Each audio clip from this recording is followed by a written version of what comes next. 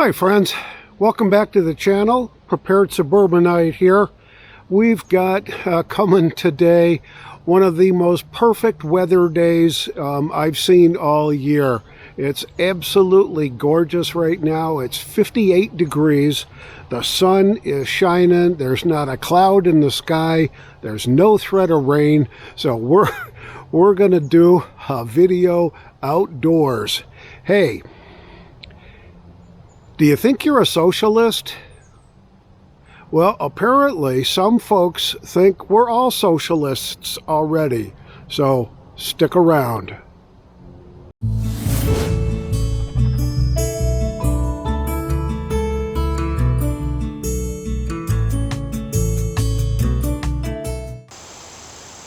Well, good morning everyone. Welcome back to the channel. As I said in the intro, do you consider yourself a socialist? I never really had that question posed to me before in that kind of a fashion.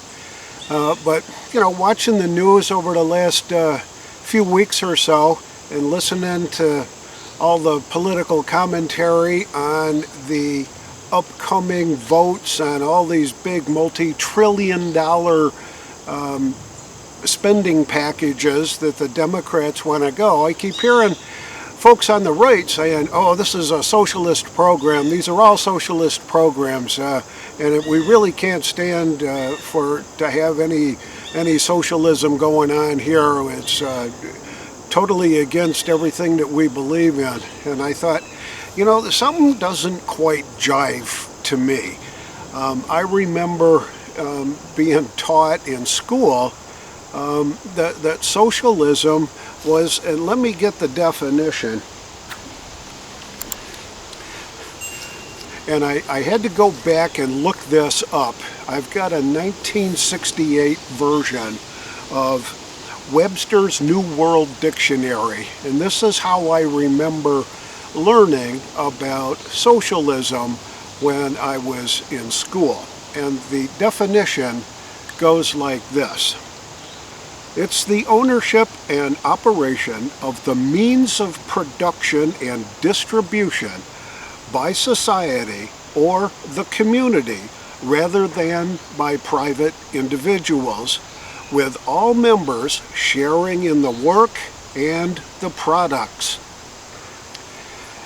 And I got to thinking, well, wait a minute, they're talking about socialism here in these infrastructure packages and these whatever you want to call it packages that everybody's screaming and hollering, yeah, it's socialism, it's all socialism. And Bernie Sanders is out there saying, well, yeah, I'm a Democrat socialist. And something didn't jive, because this is the definition that I remember being taught when I was in school. And I'm thinking, they're talking about government programs here. They're talking about funding community colleges, and they're talking about daycare and highways and bridges and stuff like that. And it's like, well, wait a minute, that's not socialism. Well, guess what? When you go look up the definitions of socialism that are out and about on the internet, and from some pretty reliable sources, the American Heritage Dictionary defines socialism as the means of producing and distributing goods that is owned collectively or by a centralized government that plans and controls the economy. And then Wikipedia says, the social ownership of the means of production and democratic control, such as worker self-management of enterprises.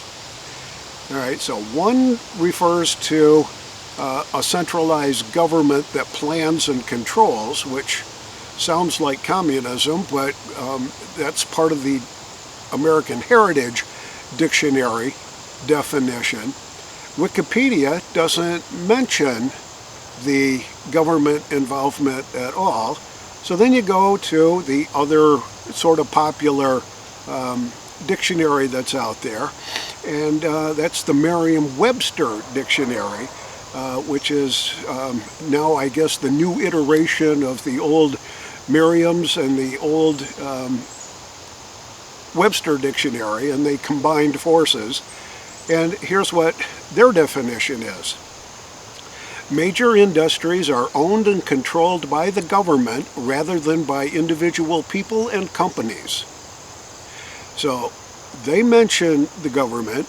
The American Heritage Dictionary mentions the government being involved as a tool of socialism.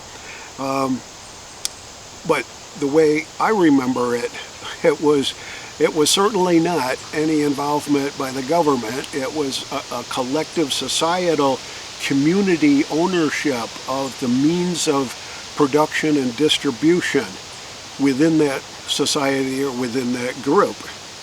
So to take it a little bit further, I did a search for, well, give me examples of what socialism is. And the most comprehensive one that I could find was from the Daily Kos. It's a very, very liberal, almost left-leaning, well, in fact, left-leaning liberal website, news conglomerate kind of a thing that has a presence on the internet. And they've defined socialism in the form of examples such as the Postal Service, public utilities, cooperatives, the U.S. military, our highways, roads and bridges, public libraries, police and fire departments, student loans, trash collection, landfills, war. War? We'll get into that in a minute. Farm subsidies, corporate subsidies, the CIA, the FBI, congressional health care, polio vaccines, the EPA, the FDA, Social Security, museums, public schools, jails and prisons, the VA, public parks, elected officials, food stamps, sewer systems, the court system, Medicare, Medicaid, the IRS, Obamacare, the Federal Reserve, pretty much everything that we pay taxes for that's part of the overall infrastructure and welfare, I guess, of this country is defined as socialism by the left. In fact, here's their definition. Socialism is taxpayer funds used to collectively benefit society despite income, contribution, or ability. This is what the left loves to do. Redefine everything so that it fits their narrative. I would have never guessed, would have never thought that anybody could think that the FBI is socialism. That maybe Medicare, maybe Medicaid, maybe Obamacare, I don't know about that. But there's a few things in there that kind of relate to socialism the way I originally learned it. And that's the means of production and distribution by a society or a community rather than by private individuals. There isn't much production that I can see in the FBI. There isn't much production or distribution of goods coming out of the CIA or museums or education, public education systems or sewer systems. So what they've done is redefined what they think they mean by socialism. So I think as conservative folks, we've got to be very, very careful about how we talk about socialism. And we have to challenge these kinds of ideologies that keep popping up that are saying, if you pay taxes, then you participate in the benefits of a socialist system. And I call bunk on that. That's baloney. It sure is. So with that said, out of the way, keep it in mind as part of your thinking plan. Now, on to being prepared. The whole supply chain thing is really starting to give me the heebie-jeebies. I'm very concerned about what's not going to happen between now and maybe 2022. I don't see that there are any real solutions being proposed that are going to solve this issue. Nobody's even quite sure what happened or how it happened. There's a lot of theories being bantered around that unemployment rates and unemployment insurance, incentives to not work, mask mandates, vaccine mandates, all that kind of stuff has crippled the transportation and the dock workers and all that kind of stuff. And I'm not 100% sure that that's truly the case. So I'm not sure what caused it, but what I do know is that we're experiencing it right now. So, as I've mentioned in a couple of previous videos, I redid my prepping plan and I've expanded some of my goals quite a bit to make sure that I'm going to have enough, we're going to have enough in our family to see us through really hard times that I see coming. So over the last 2 weeks or so, I've picked up, let's see, 50 pounds of rice, and we've got it all packaged up now, Mylar bags sealed inside of 5-gallon buckets.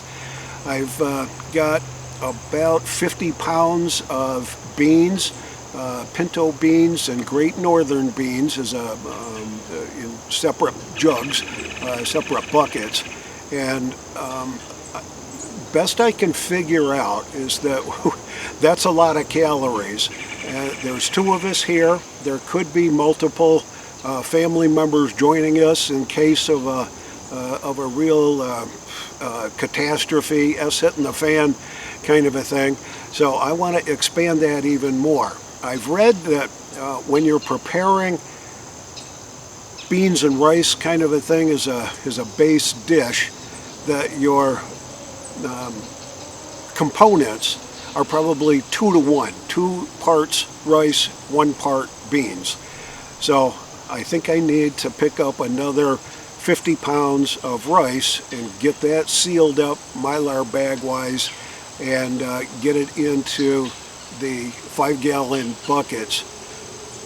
I just picked up another half dozen Gamma Seal lids, which I much prefer over the regular lids that come with 5-gallon buckets that you can get at Lowe's Home Improvement Store, or Home Depot, Ace Hardware, Tractor Supply, stuff like that. They really don't need to be food grade levels if you're going to be putting your beans and rice in a Mylar bag and sealing it up and then storing it in the 5-gallon bucket. So I think the Gamma Seal lids are really the right thing to do. They're easy to put on, they're easy to open up, they're easy to close back up, they're watertight, they're airtight, and they go a long way to really helping keep that stuff safe. So, shooting right now to get another 50 pounds of rice. I think the beans are probably okay for a while, but when I find deals on them, I'm going to be picking up a little bit more. Pretty much every time we go to the grocery store, I'll pick up a couple extra pounds of the dried beans, try to mix it up a little bit, Great Northerns, pinto beans, red beans, black beans, that kind of a thing, so that there's a little bit of variety going on. And that's what we're up to. I'm hoping that this video finds you all well, enjoying this wonderful, wonderful weekend, and hope that you stay safe and be prepared. Like I always say, be prepared always. And if you like these videos, please give us a thumbs up, a like, and a share. I'll see y'all on the next video.